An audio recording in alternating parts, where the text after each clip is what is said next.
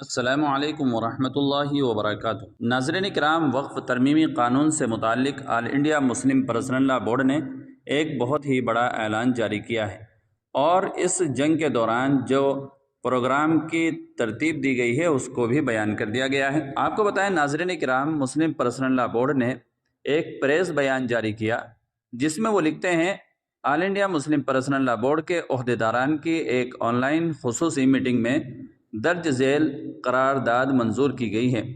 آل India Muslim personal لا board Hind Pak سرحد پر بڑھتی کشیدگی کو تشویش کی نگاہ سے دیکھتا ہے اور ملک و عوام کے فائدے اور تحفظ کے لیے کیے جانے والے ہر ضروری اقدام کی تائید کرتا ہے، اور چاہتا ہے کہ اس نازک گھڑی میں عوام، جماعت مسلح افواج، حکومت سب مل جل کر خطرات کا مقابلہ کریں۔ دہشت گردی اور اس میں عام شہریوں کی ہلاکت ایک سنگین مسئلہ ہے۔ اسلامی تعلیمات، بین الاقوامی مسلمہ اصولوں اور انسانی اقدار میں بھی دہشت گردی کی ہرگز کوئی گنجائش نہیں ہے۔ اس لیے ملکوں کو اپنے معاملات دو طرفہ بات چیت اور ڈائیلاگ سے ہی حل کرنا چاہیے۔ نیز یہ بھی ایک حقیقت ہے کہ جنگ کسی بھی مسئلے کا حل نہیں ہے، بالخصوص نیوکلیئر ہتھیاروں کی موجودگی میں بھارت اور پاکستان ہرگز جنگ کے متحمل نہیں ہو سکتے۔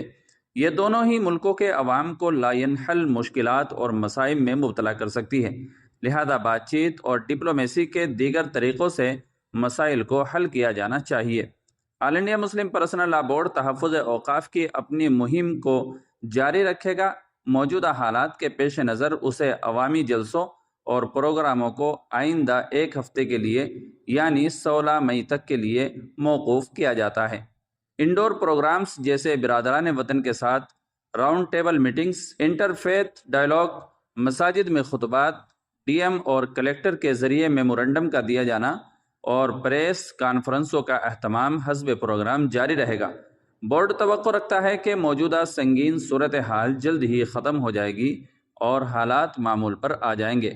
دستخط کنندگان: حضرت مولانا خالد سیف اللہ رحمانی، صدر آل انڈیا مسلم پرسنل لا بورڈ، مولانا سید ارشد مدنی، نائب صدر بورڈ و صدر جمعیت علماء ہند، مولانا عبید اللہ خان اعظمی، نائب صدر آل انڈیا مسلم پرسنل لا بورڈ، جناب سید سعادت اللہ حسینی، نائب صدر بورڈ و امیر جماعت اسلامی ہند، مولانا اصغر امام مہندی سلفی، نائب صدر بورڈ و امیر مرکزی جمعیت اہل حدیث، مولانا محمد علی محسن، نائب صدر بورڈ و امام و خطیب مسجد کشمیری گیٹ دہلی، مولانا محمد فضل الرحیم مجددی، جنرل سیکریٹری آل انڈیا مسلم پرسنل لا بورڈ، مولانا سید محمود اسعد مدنی، رکن عاملہ بورڈ و صدر جمعیت علماء ہند، مولانا سید بلال عبد الحی حسنی، سیکریٹری بورڈ و ناظم ندوۃ العلماء لکھنؤ، مولانا محمد عمرین محفوظ رحمانی، سیکریٹری آل انڈیا مسلم پرسنل لا بورڈ، مولانا ڈاکٹر یاسین علی عثمانی بدایونی، سیکریٹری آل انڈیا مسلم پرسنل لا بورڈ، ڈاکٹر سید قاسم رسول الیاس،